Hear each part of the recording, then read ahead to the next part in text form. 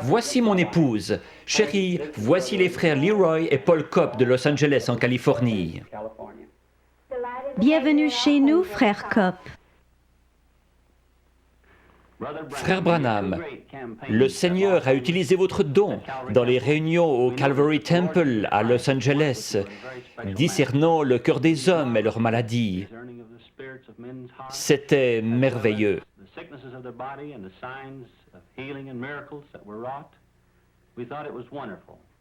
Nous voudrions en savoir plus à propos de votre don, frère Branham.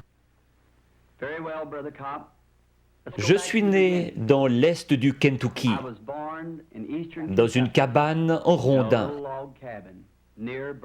Mes parents n'étaient pas portés sur la religion et n'allaient pas à l'église. Mais ils ont dit qu'au moment de ma naissance, une lumière est entrée dans la chambre et s'est tenue au-dessus de moi.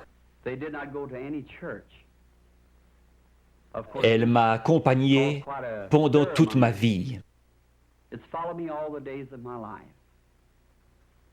Elle a été photographiée récemment. Vous avez vu cette photo.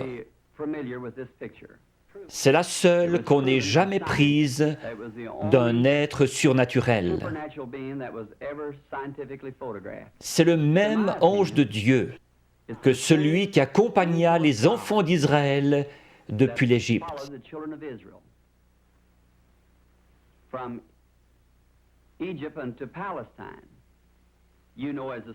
C'était l'ange de l'Alliance, notre Seigneur Jésus-Christ. Il n'a pas prétendu être une personne importante lorsqu'il était ici sur terre. Il a dit, le Fils ne peut rien faire d'autre que ce que le Père lui montre. Dans Jean 5, à la piscine de Bethesda, Jésus a trouvé beaucoup d'estropiés, de gens aveugles et infirmes, attendant que l'eau s'agite. Il n'en a guéri qu'un seul, mais il savait où il était. Le Père le lui avait montré. Peut-être n'était-il pas estropié, il était couché sur un grabat. Au verset 19, les Juifs l'interrogeaient. Peut-être qu'aujourd'hui, on se demanderait pourquoi Dieu, passant à côté de tous ces gens infirmes et aveugles, ne les guérissait pas tous. Mais il a dit, en vérité, je vous le dis, le Fils ne peut rien faire de lui-même. Il ne fait que ce qu'il voit faire au Père. Son ministère s'appuyait sur des visions venant de son Père. Son ministère ne devrait-il pas se poursuivre comme il l'avait promis à ses disciples?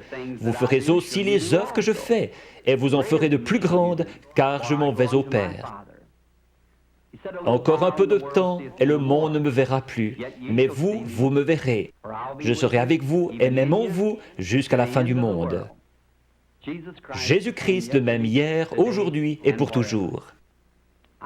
Je crois que c'est une confirmation, aujourd'hui, de la résurrection de Jésus-Christ, qui vit au milieu de son peuple et accomplit les mêmes signes et prodiges que lorsqu'il était sur terre. Lorsque j'avais 7 ans, nous sommes partis du Kentucky pour l'Indiana, tout près de mon domicile actuel. Nous allions chercher l'eau à un puits, situé un pâté de maisons plus loin.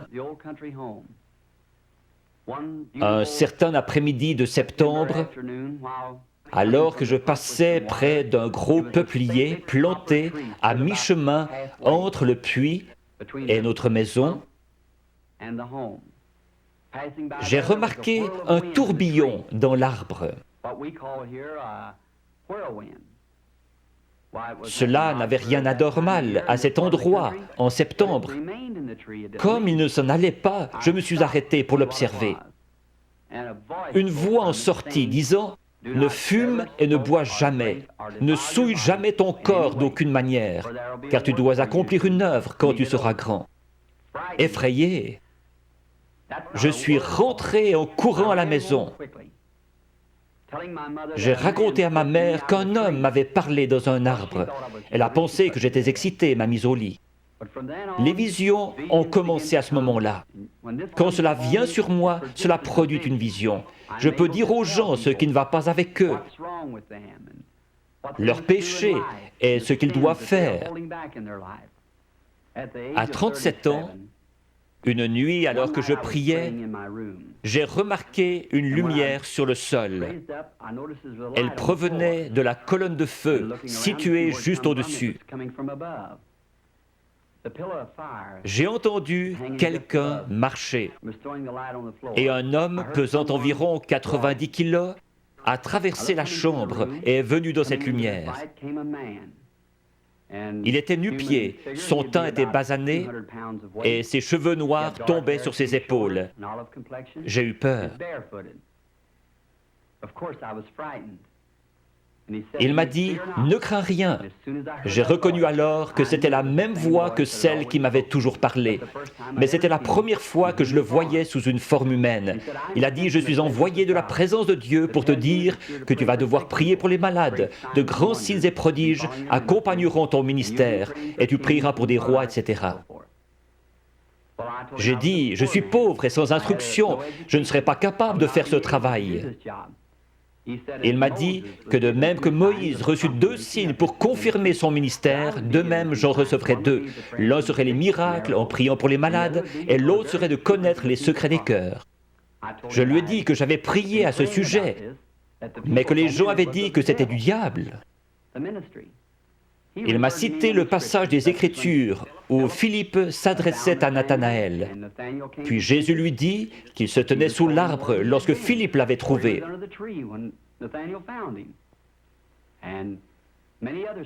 Il y avait la femme au puits, à qui Jésus avait dit qu'elle avait eu 5 maris. Elle courut à la ville, déclarant « Celui-ci est le Christ ».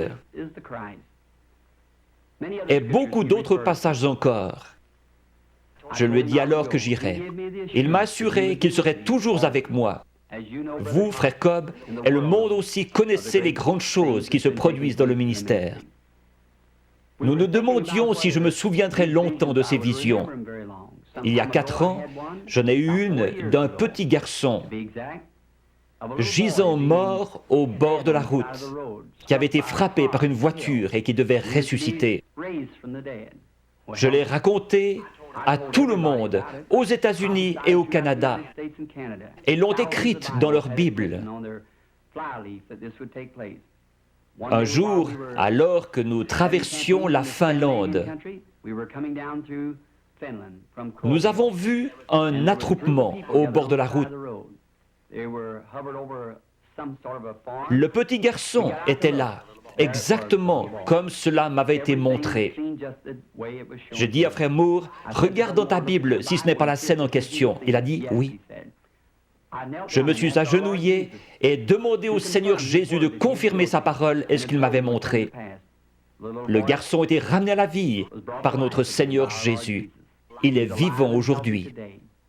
Frère Cobb, ce ne sont là que quelques-unes des choses que notre Seigneur Jésus est en train d'accomplir aujourd'hui dans le ministère qu'il m'a donné. À mon avis, c'est pour confirmer sa parole. Je serais heureux de servir notre Seigneur en Israël, frère Cobb. Je crois que mon ministère auprès des Juifs serait très efficace. L'Écriture dit, les Juifs demandent des miracles, les Grecs la sagesse. Nous croyons que beaucoup de Juifs et d'autres là-bas en Terre Sainte croiront que le Seigneur Jésus-Christ est le Messie quand ils verront un chrétien accomplir la prophétie de Joël. Je suis sûr que vous vous référez à Joël 2, 28, où il a dit que dans les derniers jours, il répandrait son esprit sur toute chair, que les fils et les filles prophétiseraient, que les vieillards auraient des songes et les jeunes gens des visions. Nous devons vous dire au revoir maintenant. Nous avons eu du plaisir. Dieu voulant, nous nous verrons à Chicago dans quelques jours. Chers amis, j'ai aussi eu du plaisir à vous avoir chez nous ce soir. Nous prierons ensemble pour les réunions de Chicago et par la grâce de Dieu, j'espère vous y rencontrer. Accepteriez-vous une tasse de thé? Merci beaucoup, Sir Branham. Merci. Merci, chérie.